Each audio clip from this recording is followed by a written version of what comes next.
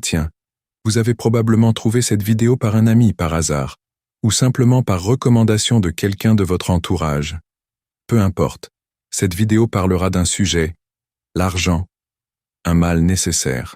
Nous avons tous une nécessité à l'argent, surtout actuellement, où les prix augmentent, et on a l'impression que ce que l'on peut acheter diminue de plus en plus.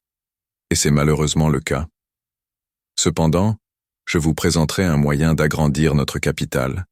Et ce moyen est la bourse. Et comment on pourrait agrandir notre capital? Nous utiliserons les variations des prix dans la bourse pour agrandir notre capital. Donc, sans espérer, préparez votre argent, vos feuilles et vos appareils pour pouvoir profiter du marché. Avant de commencer à investir dans la bourse, c'est quoi exactement la bourse? Selon le dictionnaire Larousse, c'est un lieu, édifice public où se réunissent, pour traiter de leurs affaires les personnes qui se livrent au commerce ou à des opérations financières, et marché où s'effectuent des transactions sur les valeurs immobilières ou les marchandises, c'est-à-dire que c'est un marché où les différentes personnes, quel que soit leur poste de travail, occupation, etc., puissent se réunir afin de traiter d'affaires financières d'une société, entreprise ou de marchandises. Donc, que ce l'on peut trouver dans la bourse? On peut trouver des aliments comme de la papaye ou des bananes, des matériaux de construction ou précieux comme du métal ou de l'or, et des actions et obligations de différentes entreprises, États ou sociétés. Contrairement à ce que l'on pense, la bourse se trouve partout dans le monde. Chaque pays a sa bourse la plus importante du pays, où l'on trouve des actions d'entreprises locales et nationales. Cependant, chaque continent a une bourse dominante, une bourse qui ne contient pas seulement des actions ou obligations d'entreprises ou d'États du pays, mais aussi des autres pays qui se trouvent dans le même continent. Donc, peut-être vous avez passé près de la New York Stock Exchange, aussi connue sous le nom de Wall Street. C'est le marché boursier le plus important au monde. Ce marché boursier apparte d'avoir des actions et obligations américaines et variées. Elle présente aussi des actions des entreprises les plus puissantes au monde, comme l'est Apple ou Microsoft. Elle inclut aussi la Nasdaq, un marché boursier qui se concentre surtout sur la technologie. Chacun de ces marchés occupe différents indices boursiers. Un indice boursier est un regroupement d'entreprises qui majoritairement occupent un certain secteur du marché, comme les métaux précieux ou la santé. Par exemple, la S&P 500 est un indice boursier qui regroupe les 500 plus grandes compagnies américaines comme le sont Meta ou Starbucks. Après Wall Street et la Nasdaq, le marché boursier qui domine le continent européen se trouve à Londres. Comme les deux antérieures, elle occupe des titres internationaux de différentes entreprises, mais aussi des indices boursiers importants comme la FTSE 100, un indice boursier qui, comme la SP 500, elle assemble les 100 plus grandes entreprises cotées à la LSE. La London Stock Exchange était l'ancienne Wall Street, due à la domination globale du Royaume-Uni durant 2 siècles. La Tokyo Stock Exchange apporte aussi une importance.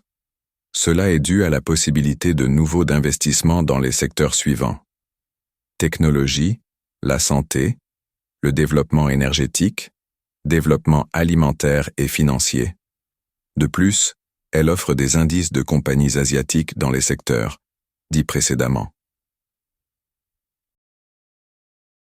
Finalement, nous avons le Toronto Stock Exchange, un marché boursier qui est l'un des plus grands en importance au Canada. On retrouve des nombreux titres d'entreprises canadiennes comme Bombardier ou Cineplex. Comme chaque bourse, la SPTSX Composite est l'indice boursier principal. Celui-ci permet d'évaluer la santé économique du Canada ainsi que la performance du marché canadien, surtout utilisé par les analystes et investisseurs. Bien qu'on parle des différentes importances de ces bourses, il faut savoir que chacune d'elles sont ouvertes à une heure précise. Les heures varient selon votre emplacement géographique, mais l'idéal est d'effectuer des transactions boursières lors de l'ouverture-fermeture entre elles.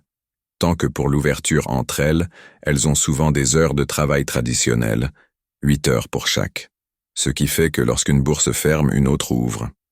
Pour finir d'expliquer la bourse, nous allons retrouver des sociétés ou entreprises Aussi des personnes autonomes qui investissent pour eux-mêmes et des groupes d'investissement qui sont souvent des regroupements d'argent. Donc maintenant, nous pourrons, grâce à ces concepts, investir. Avant d'investir dans la bourse, il faut évidemment savoir quoi investir sans perdre de l'argent. La réponse, c'est simple. Vous pouvez investir dans vos intérêts et goûts, comme le secteur des jeux vidéo, le secteur des médias, de la santé, etc. Par cela, nous pouvons évidemment utiliser les indices boursiers pour repérer les entreprises qui nous pourront être intéressants à investir. Aussi, nous pouvons utiliser les SP pour acheter des actions de grandes entreprises. Mais ceux-ci coûtent plus cher contrairement aux petits, qui sont moins chers, mais qui peuvent être risqués. Pour prévenir le risque d'investissement, nous pouvons compter sur les nouvelles et ou les lois existantes qui pourront affecter notre investissement. Par exemple, à peu près tout le monde sait que Grand Theft Auto 6, un jeu vidéo créé par la compagnie Rockstar, va être lancé vers 2025. Et c'est un jeu qui a été attendu par beaucoup de fans de cette série de jeux. Ce qu'on peut faire, c'est d'acheter des actions de cette entreprise pour que le jeu sorte, on puisse avoir des revenus par la somme des achats totaux, qui nous sera distribué selon le nombre d'actions qu'on a achetées. Donc, le plus d'actions qu'on achète, le plus de profit on peut avoir. Évidemment, il faut surtout faire attention à ceci puisqu'on risque aussi de perdre de l'argent par des fake news. L'idéal est de vérifier les nouvelles dans des journaux reconnus comme la presse ou CNN. Après d'avoir choisi dans quoi on veut investir, on ira sur la page web investing.com, une page web fiable sur la bourse qui traite des sujets dans la bourse comme expliqué précédemment, parler des différentes devises mondiales comme le dollar américain ou la livre sterling, des nouvelles monnaies appelées crypto-monnaies et même des dernières nouvelles sur des grandes entreprises. C'est ici où on ira voir les valeurs des actions de différentes entreprises qu'on est intéressé à acheter. Le but de voir les graphiques sur le profil de l'action est de voir comment sa valeur varie selon le temps et s'il est possible de voir une continuité dans la variation de celle-ci. Et si on a de la chance, profiter des variations des prix pour acheter des actions à bas prix pour ensuite les vendre à un prix élevé lorsqu'on ne veut plus l'action. Il est important de ne pas présumer qu'une action dont le prix baisse n'est pas un bon investissement. Au contraire, il faut penser qu'elle peut nous rapporter des revenus du qu'on cherche d'acheter des actions à bas prix pour ensuite les revenus soient élevés. Cependant, il est crucial de bien analyser les états financiers de l'entreprise pour vérifier si notre investissement est raisonnable. Sinon, le risque de perdre de l'argent est élevé. Après avoir trouvé notre action, l'avoir évaluée par les dernières nouvelles, les lois au pays et les graphiques sur investing.com, nous sommes finalement arrivés sur l'étape la plus importante, qui est d'acheter nos actions. Sinon, on peut aussi opter pour Kestrad ou CICB Investors Edge. Majoritairement, on nous demande notre nom légal, un numéro de téléphone, un courrier électronique, ainsi qu'un document d'identification. Il est essentiel de savoir qu'il nous faut avoir en compte qu'on a besoin d'avoir l'âge légal au pays où nous résidons et d'avoir au moins une carte capable de faire des achats en ligne. Par exemple, je vais prendre la page web Moumou, page web qui nous est servie comme broker boursier. Ici, on nous demande un numéro de téléphone. Après de mettre votre numéro de téléphone, on nous demande dans quel compte on veut ouvrir. Les comptes qu'on nous offre sont des régimes d'épargne qui nous permettent d'investir de l'argent avec des bénéfices fiscaux. Selon votre situation ou votre but, vous pourriez choisir le type de compte d'épargne auquel vous voudriez ouvrir. Voici un tableau de HelloSafe avec détails. Ces comptes d'épargne s'appliquent seulement pour les investisseurs qui résident au Canada.